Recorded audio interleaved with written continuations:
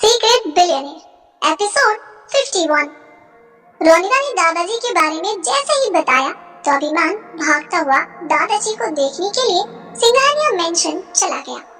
रोनिता और विपिन भी उसके साथ गए। सिंघानिया मेंशन आकर जब अभिमान ने देखा तो दादाजी अपनी बेड पर आंखें बंद करके पड़े हुए हैं और उनके ग्लूकोज चढ़ रहा है।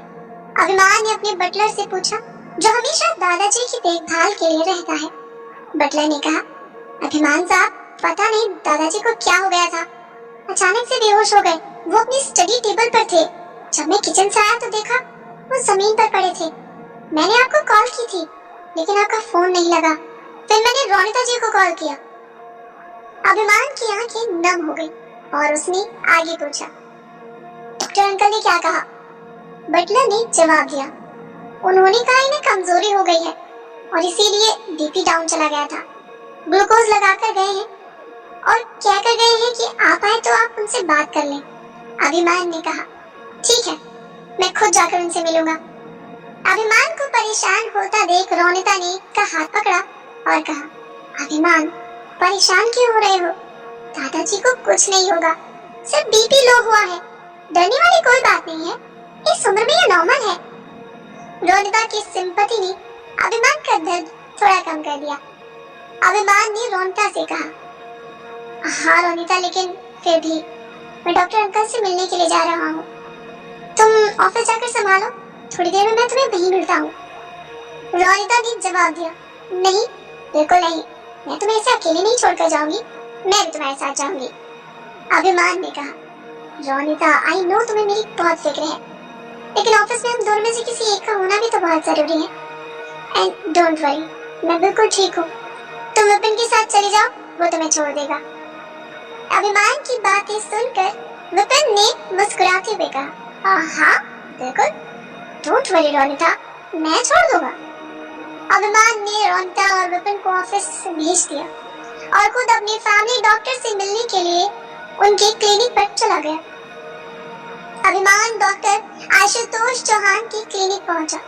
अभिमान को देखते ही डॉक्टर चौहान ने उसे गले से लगाया और कहा, कितने दिनों बाद अपने डॉक्टर अंकल से मिले हो तुम?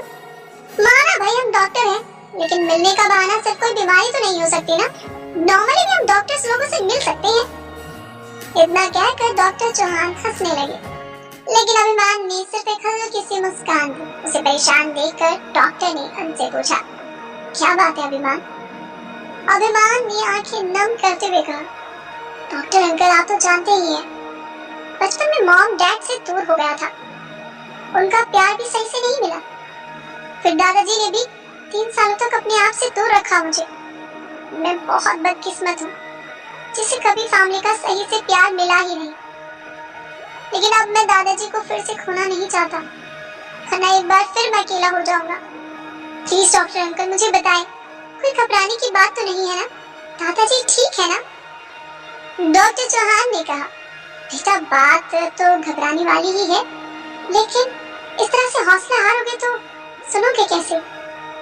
डॉक्टर की बात सुनकर तो अभिमान की परेशानी और बढ़ गई और उसने कहा, आप कहना क्या चाहते हैं? डॉक्टर ने कहा, तुम्हें पता है कई दिनों से तुम्हारे दादाजी परेशान हैं, उन्हें सांस लेने में और चलने में दिक्कतें हो रही हैं। अभिमान ये सुनकर हैरान रह गया, क्या क्या कह रहे हैं? डॉक्टर ने कहा, आज जब वो बेहोश हुए तो मैंने उनके कुछ टेस्ट किए और ये टेस्ट में कुछ ऐसा सामने आया जिसे देखकर मैं भी हैरान हूँ। अभिमान ने कहा, क्या आया टेस्ट में? डॉक्टर ने कहा, अभी पूरी बात मैं नहीं बता सकता, और भी कई टेस्ट कराने हैं, लेकिन हाँ, इतना मैं श्योर हूँ कि वो बीमार उम्र की वजह से नहीं हुए। उन्हें जानबूझकर परेशानी में डाला जा रहा है, बीमार किया जा रहा है। उनकी बॉडी में एक ऐसा केमिकल मिला है जो किसी भी अच्छे खासे इंसान को बीमार कर सकता है, यानी चीजें भूलना, सांस फूलना और चलने में दिक्कतें होना इस केमिकल की वजह से ही हो रहा है। इसकी वजह से वो कोमा में भी जा सकते हैं और उनकी जान भी जा सकती है। हमने उनकी उम्र के हिसाब से जितने भी टेस्ट सब किए, लेकिन फिलहाल जो तकलीफें उन्हें हो रही हैं वो उनकी उम्र की वजह से बिल्कुल नहीं है। अभिमान ने सुनकर हैरान हो गया और कहने लगा, डॉक्टर अंकल, आप ये क्या कह रहे हैं? दादाजी को कोई ये केमिकल क्यों देगा? दादाजी के साथ उनका बटलर हमेशा होता है, वही उन्हें खाना देता है और अपने सामने बनवाता है। वो हमारे साथ कई सालों से है। डॉक्टर ने कहा, बेटा लोगों को बदलते देर नहीं लगती। अब मैं कहाँ कह रहा हूँ कि ये सब बटलर ने ही किया हो सकता है उसकी नजरों से बचकर कोई नौकरी कर रहा हो या फिर कोई और जरिया हो। अभिमान को कुछ समझ नहीं आ रहा। आखिर दादाजी को जानबूझकर बीमार रखने में किसी का क्या फायदा हो सकता है। अभिमान ने डॉक्टर से सारी बातें की और फिर वहाँ से चला गया। सिंघानिया ऑफिस में विपिन अभिमान के कैबिन में बैठा हुआ है। रोनिता भी वहीं बैठी हुई अभिमान के आने का इंतजार कर रही है। तभी रोनिता का फोन बजता है और वो अपना फोन लेकर कैबिन से बाहर चली जाती है। विपिन को उसके हाव भाव कुछ ठीक नहीं लग रहे, इसीलिए वो उसके पीछे पीछे जाता है। रोनिता स्टोर रूम के पास आकर किसी से फोन पर बातें कर रही है। तुम पागल हो गए हो क्या? मैंने पहले ही तुम्हें 50 लाख रुपए दिए हैं और इतनी जल्दी फिर से तुम्हें पैसे चाहिए, वो भी 1 करोड़। तुम जानते हो अभिमान को पता भी चला तो क्या हो सकता है? रोनिता के मुंह से ये बातें सुनकर तो विपिन के चेहरे की सारी हवाइयां उड़ गई। विपिन ने जल्दी से अपना फोन निकाला और उसकी बातें कैमरा में रिकॉर्ड करने लगा। रोनिता ने आगे कहा, बेवकूफ मत बनो, उसे मुझ पर शक हो जाएगा। अभी डॉक्यूमेंट्स भी मेरे हाथों नहीं लगे हैं। कुछ दिनों तक मुंह बंद करके रहो, वरना ना तुम्हें कुछ मिलेगा ना ही मुझे, समझे? इतना कहकर उसने फोन काट दिया। विपिन जल्दी से वहाँ से निकला और अभिमान के कैबिन में जाकर बैठ गया। रोनिता भी वहाँ आ गई। विपिन हाँफ रहा है क्योंकि वो रोनिता से बचकर भागते हुए आया है। उसे हाँफता हुआ देखकर रोनिता ने उससे पूछा, क्या हुआ विपिन, तुम ठीक तो हो? विपिन ने कहा, हाँ, वो एक्चुअली गर्मी बहुत है ना। रोनिता ने एसी की तरफ देखा और कहा, लेकिन एसी तो सही से चल रहा है। विपिन ने बात को बदलते हुए कहा, ओह, अभिमान का फोन आया क्या? रोनिता ने जवाब दिया, हाँ, अभी उसी का फोन था। कह रहा था डरने वाली कोई बात नहीं है, दादाजी अब ठीक है। रोनिता के इतना कहते ही अभिमान भी वहाँ आ गया। विपिन ने अभिमान से कहा, क्या कहा डॉक्टर ने? अभिमान जो बहुत परेशानी में है, उसने कोई जवाब नहीं दिया और अपनी चेयर पर जाकर बैठ गया। रोनिता ने भी वही सवाल किया। अभिमान जवाब देने ही वाला है कि तभी विपिन का फोन बजा। हेलो, हाँ संतोष। विपिन के मैनेजर संतोष ने उसे कॉल किया है। संतोष ने कहा, बॉस, कैफे में आग लग गई है।